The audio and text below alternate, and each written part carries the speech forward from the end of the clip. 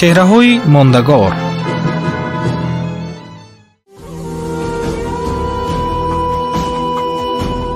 بهار سال 539 تا میلاد لشکر کوروش به خاک مرز بابل داخل شد. او هنگام لشکرکشی و کشورکشایی‌ها به سوی بابلی آوازدار و مغلوب ناپذیر از دیوارهای استوار و استحکام حربی معجزه‌آسای این شهر بسا اندیشه داشت. موافق معلومات هرودوت، شهر مربع اساس را دیوار و برج‌های مدافعوی بزرگ احاطه می‌کرد که دور آن 480 استادی تقریباً 80 کیلومتر می آمد. دیوارهای محتشم بابل 50 آرینج پهنایی و 200 آرینج بلندی داشتند و از بالای این دیوارهای پهنی با مناره‌های دیدبانی احاطه شده 2 عربه 4 اسبه به ملال رفت و آمد می‌کرد. در دور شهر 100 دروازه قفس میسین استوار بود که آنها را با ضرب 10 منجنیق رخنه زدن امکان نداشت، ولی این دیوارهای استوار و دروازه‌های بزرگ رخنه ناپذیر در نزد عزم و اراده کشورکشایی‌های کوروش کبیر و مکر سرلشکر او گابریه دیر نپایید. در حالی که والتسر پسر شاه بابل نبانید از استواری دیوارهای شهر خاطرجمانه مشغول عیش و عشرت و مینوشی بود. دروازه‌های بابل را جاسوسان زرخرید به قول کاهنان عبادتخانه اساگیل بر روی لشکر کوروش کشاده‌اند. در طول چند ساعت سراسر شهر و قصر باشکوه شاهنشاه ضبط گردید و حامی شهر والتسر سرخوش را بسا آسان غافلگیر نمودند. محاربه حل کننده ماه اوگوست همان سال در نزد شهر آپیسا در ساحل دجله به عمل آمد. به لشکر بابل پسر شاه نبانید بلشروسور سروری میکرد. در محاربه به عمل آمده فارس ها لشکر بابلی ها را شکست داده پرره غلبه کردند. 10 اکتبر همان سال گابریه به جنگ شهر سیپر و بعد 2 روز بابل را اشغال کرد. 29 اکتبر کوروش کبیر با تنتنه وارد بابل شد. نبانید اسیر افتاد، اما کوروش او را جزا نداده عفو کرد، ولی پسر او بلشروسور به قتل رسانده شد. طوری که می‌بینیم کوروش در حالتهای ضروری نسبت به دشمنان آشتیناپذیر قطعیت و استواری ظاهر می‌کرد. بعد بابل را گرفتن کوروش یک قطار عملهای سیاسی دیپلماتی را اجرا کرد که برای مستحکم کردن حاکمیت پارسا در بابل روانه شده بودند.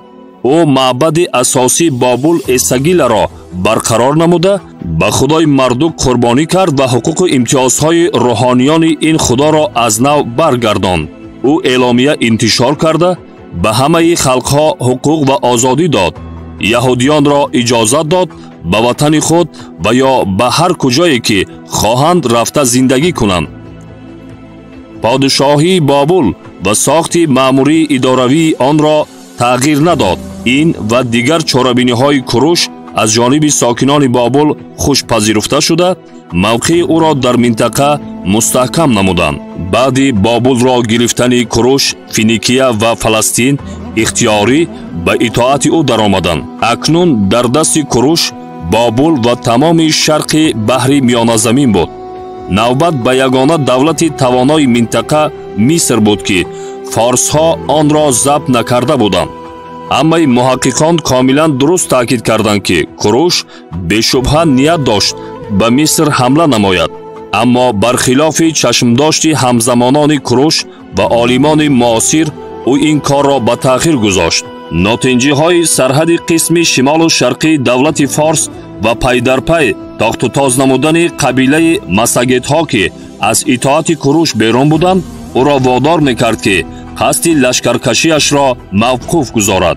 از این رو کوروش کبیر به مصر که رقیب یگانه‌اش بود هجوم نکرد و به جای خود پسرش کمبوجیا را به تخت شاهی بابل نشانده تابستان سال 530 تا میلاد دوباره راه سرزمین آسیای مرکزی را پیش گرفت. او با فوج سپاهیان بیشمار که از هر قوم و ملت گرد آمده بودند ҳадафи пойдор намудани сарҳад ва шикастани урдуи масагетҳоро дошт. ба назар чунин мерасад ки агар масагетҳо ба бехатарии қисми шимолу шарқии империя ҷиддӣ таҳдид намекарданд, Куруш чунин роҳи дурударозро тай карда бар зидди онҳо ба ҷанг намерафт. дар ҳар сурат ӯ ин корро кард ва дар бораи ин ҳуҷум Ҳеродот ва дигар муаррихони юнони қадим маълумот доданд. ривояти Ҳеродотро дар бораи ин ҷанг бисёр муҳаққиқони муосир дар мақолаву китобҳои худ овардаанд ва гумон мекунам ҳоҷат ба такрори он нест. таърихшиносони муосир дуруст қайд карданд ки дар нақли Ҳеродот воқеият бо ҷомаи хаёлот ва бадеият оро дода шудааст.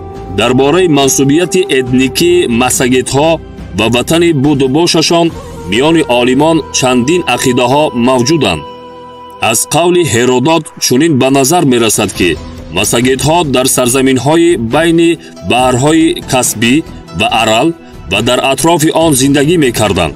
пеш аз омадани Куруш онҳо ба қаламрави империяи ӯ ба минтақаҳои муқимнишини Порт, Гиркания ва ноҳияҳои ҳамҷавор ҳуҷум карда, шаҳру деҳаҳои онро таллаву тороҷ намуданд. эҳтимол ба ҳамин сабаб Куруш маҷбур шуд ба ин минтақа лашкар кашад. масагетҳо аз ин бохабар шуда қафо нишастанд ва ба даштҳои паҳновари худ рафтанд. ин усули дӯстдоштаи ҷангии саҳронишинон буд. онҳо ба ин восита душманро дар саҳроҳои беоб, сарсону саргардон ва хаста намуда ногаҳон ба ҳуҷум мегузаштанд. вақте ки Куруш ба сарҳади сарзамини масагетҳо расид, байни намояндагони тарафайн музокира баргузор шуд. ба қавли Ҳеродот маликаи масагетҳо зане буд Томирис ном, ки баъди марги шавҳараш ба ҷои ӯ сарварӣ мекард. Томирис ба Куруш мегӯяд ки ба кишвари мо таъма накун ва ба ватани худат баргашта рав. вақте ки Куруш ба назди малика хостгоронро мефиристад, Томирис ӯро айбдор мекунад ки ӯ бо ин роҳ мехоҳад соҳиби мамлакати масагетҳо шавад. аз ин гуфтаҳо бармеояд ки эҳтимол Куруш аз масагетҳо талаб кард ки пурра ба ӯ тобеъ шаванд, аммо ҷавоби рад гирифт. тавре ки мебинем, Куруш ҳамеша пеш аз сар кардани ҷанг кӯшиш мекард бо воситаҳои дипломатӣ, яъне музокира, муноқишаро бартараф созад. баъди натиҷаи дилхоҳ надодани гуфтушунид, Куруш бо дарборионаш машварат ороста ба қароре меояд ки ба сарзамини масагетҳо дохил шуда ба онҳо задухӯр намояд. Куруш бо фавҷи сарбозони сершумор ҷониби руди Аракс омада бар зидди масагетҳо ҷанги ошкороро сар мекунад.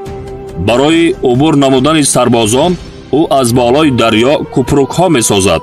дар рӯи киштиҳо барои убур намудани ҷанговарон бурҷ мегузорад.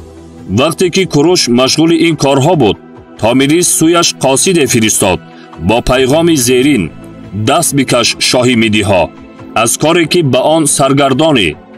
охир ту намедонӣ ки кори пешгирифтаат бо некӣ анҷом хоҳад ёфт ё на.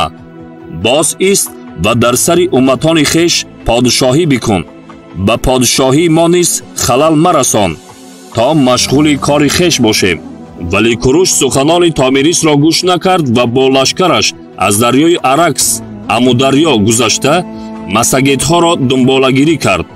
дар муҳорибаи якум бо дастаҳои пешгарди масагетҳо форсҳо ғалаба карданд.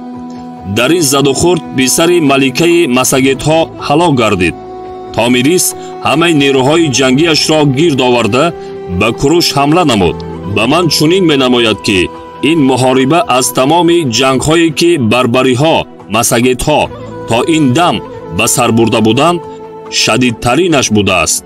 аз рӯи шунидам ҷанг ин тариқа рух додааст. аввал ҳарду қушун аз масофаи дуртар истода ба якдигар аз камон тир андохтанд.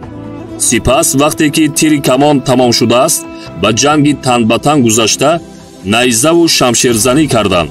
ҳушунҳо муддати дурудароз бо ҳам муқобил истода, ҳеҷ яке аз тарафҳо рӯ ба гурез наниҳодааст. ниҳоят масагетҳо ғалаба ба даст оварданд. بیشترین قسمت قشون فارس در میدان جنگ نابود گردیده. خود کوروش هم کشته شده است. او 28 سال پادشاهی کرده بود. تامیریس مشکی را پر از خون آدمی کرد و امر داد که از بین مقتولان جسد کوروش را پیدا نمایند.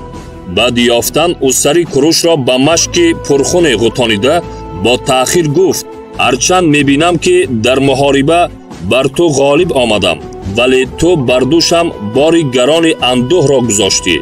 با مکر پسرم را از من ربودی و اکنون تو را از خون سیر خواهم کرد، چنانی که برایت تهدید نموده بودم.